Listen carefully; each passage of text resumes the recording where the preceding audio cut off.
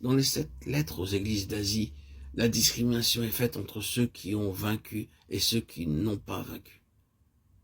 Il m'est impossible d'accepter pour ma part que les 7 lettres aux 7 églises aient été destinées à des personnes qui ne faisaient pas partie du peuple de Dieu, comme le voudraient certains commentateurs. Je ne peux pas davantage admettre qu'elles ont été destinées à une petite fraction seulement de l'église professante et dégénérée. Je crois que ces messages ont été adressés à des gens qui étaient réellement le peuple de Dieu, bien que dans un état d'apostasie, de faiblesse ou d'égarement, montrant tous les signes caractéristiques du déclin spirituel. Nous avons d'une part l'Antéchrist et d'autre part, en corrélation avec son activité, la tribulation de ceux qui n'ont pas été enlevés. Il y a une division entre le peuple de Dieu en état de déclin et les vainqueurs. Un écrivain parlant de Philadelphie dit à propos des saints de cette église, ils reçurent de très précieux encouragements. Une heure de très grande épreuve allait venir sur le monde entier pour éprouver tous les habitants de la terre. Les uns pourraient être victorieux dans l'épreuve, mais ceux qui avaient gardé la parole de sa persévérance seraient gardés de l'épreuve. Elle allait venir sur le monde entier. Mais ceux-là, où sont-ils aujourd'hui? Ils sont déjà allés. Telle est la situation, ici, exposée. La grande tribulation atteint les croyants, excepté les vainqueurs. Il y aura ceux qui seront gardés de la tribulation, mais il y aura ceux qui, ayant été laissés, seront enlevés du milieu de la tribulation. Ceux qui viennent de la grande tribulation dans laquelle ils ont lavé leurs robes qui avaient été souillées au contact du monde. Nous voyons donc ce que Dieu a en vue, ce qui est dans sa pensée. Nous voyons que le temps de la fin va être marqué par cet événement central, la constitution derrière la scène d'un groupe spécial, d'une phalange de vainqueurs. C'est à la suite d'un intense labeur spirituel que se formera ce groupe de vainqueurs que Dieu veut mettre à part. En se réservant ce corps d'élite et en l'enlevant auprès de lui, Dieu s'apprête à réaliser son dessein initial, sa pensée originelle. Et les changements qui vont survenir et dans les cieux et sur la terre sont tous en rapport avec cet événement-là. C'est sur la base des 3 principes suivants que ce groupe sera enlevé.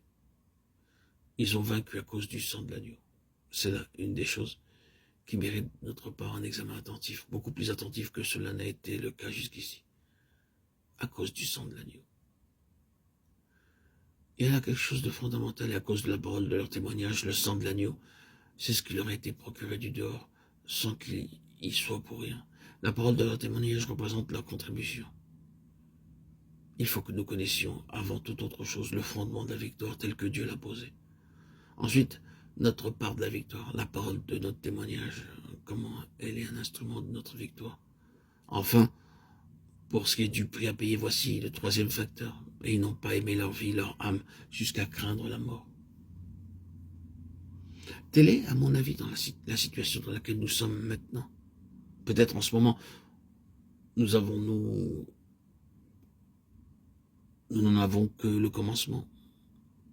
Nous y entrons sans doute. La lutte est si intense et la pression si forte qu'il semble quelquefois qu'on ne puisse pas en supporter davantage. Bien-aimés frères et sœurs en Christ, est-ce que vous réalisez la portée de cette bataille? Avez-vous mesuré l'énormité de l'enjeu? Vous rendez-vous compte à quel point il nous est nécessaire de savoir quelles sont les armes de la victoire? C'est pourquoi il est si important que nous nous réunissions dans un temps comme celui-ci. Ce n'est pas simplement pour emmagasiner des vérités que nous sommes ici. À Dieu ne plaise. Si vous m'entendez, vous m'écoutez et vous poursuivez votre écoute, sachez-le bien, c'est une convocation solennelle qui nous réunit ainsi, qui nous rassemble sur cette chaîne audio. La fin des siècles est à la porte. Et la souffrance, l'épreuve, l'intensité de la lutte spirituelle que nous traversons maintenant ont une grosse explication. Vous le sentez bien, certains d'entre vous, cet assaut de toute chose contre votre vie spirituelle, cette pression qui devient presque impossible à endurer. Il y a une explication, bien-aimés frères et sœurs en Christ, et une explication dont les dimensions dépassent tout ce qui n'a jamais existé. Dieu est à la veille d'atteindre son but, de changer la face de l'univers. Oh, merveilleuse perspective. Et tout cela, bien-aimé en Christ, a son théâtre d'opération dans la vie des saints. Nous sommes là-dedans. Tout cela a lieu en nous.